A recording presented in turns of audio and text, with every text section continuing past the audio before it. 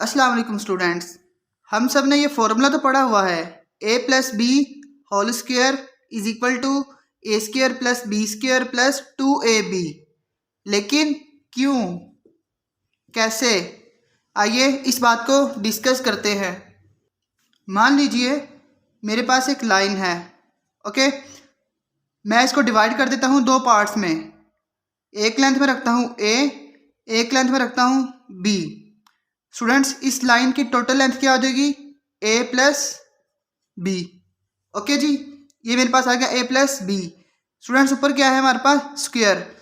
तो हमने देखिए जरा, अगर हम स्क्वायर ड्रॉ करें, मैं यहाँ पे स्क्वायर बनाऊँ तो अगर इसकी लेंथ स्टूडेंट्स एक लेंथ a है तो आप इसका मुझे एरिया फाइंड करके दे सकते हैं ना, a स्क्वायर, क्योंकि ये भी लेंथ a है, ये भी लेंथ a है और ये भी लेंथ a है, तो length into width a square आ जाएगा।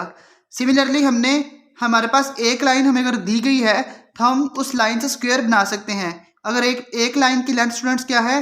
a प्लस बी, तो हमने क्या करना है? a प्लस बी का स्क्वायर है, तो a प्लस बी और ये भी students a plus b. Okay, a b, ये स्टूडेंट्स a और ये लेंथ स्टूडेंट्स कितनी होगी? b। ये लेंथ स्टूडेंट्स कितनी हो जाएगी हमारे पास? a और ये स्टूडेंट्स कितनी होगी? b। ओके जी स्टूडेंट्स, क्या है हमारे पास? a plus B whole square, इसका एरिया। ओके जी, a प्लस बी, इस स्क्वायर का हमारे पास एरिया कितना है students? a plus B whole square. Okay जी, आगे देखिए स्टूडेंट्स की पार्टीशन कर दीजिए।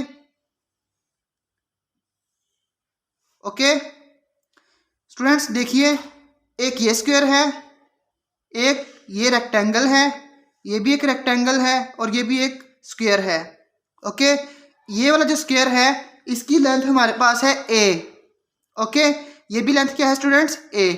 इसके अपोजिट देखिए, ये भी लेंथ कितनी होगी हमारे पास? जितनी लेंथ ये है उतनी ही लेंथ ये है, ये भी लेंथ है a। ये इसके सामने वाली लेंथ है, ये भी स्टूडेंट्स कितनी लेंथ है? a। तो इस स्क्वायर का एरिया स्टूडेंट्स कितना हो जाएगा? a square.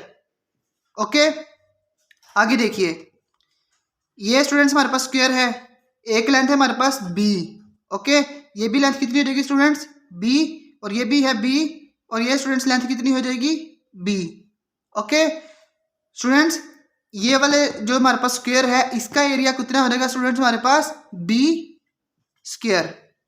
ओके जी, अब देखिए स्टूडेंट्स, ये हमारे पास है एक रेक्टेंगल, ये भी है एक रेक्टेंगल, और रेक्टेंगल का एरिया हम कैसे निकालते हैं students? Length into width. Okay, length into width. Okay जी, लेंथ हमारे पास स्टूडेंट्स कितनी है? b, और विड्थ कितनी है स्टूडेंट्स हमारे पास? a।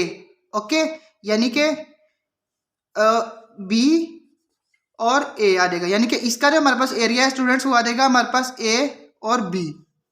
ओके, और ये जो रेक्टेंगल है स्टूडेंट्स इसका एरिया कितना आएगा?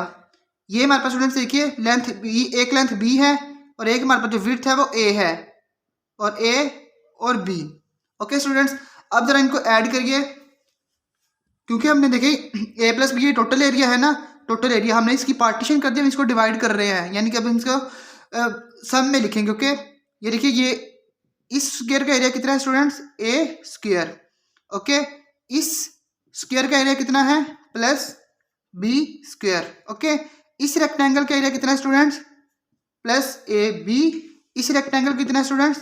Plus A B.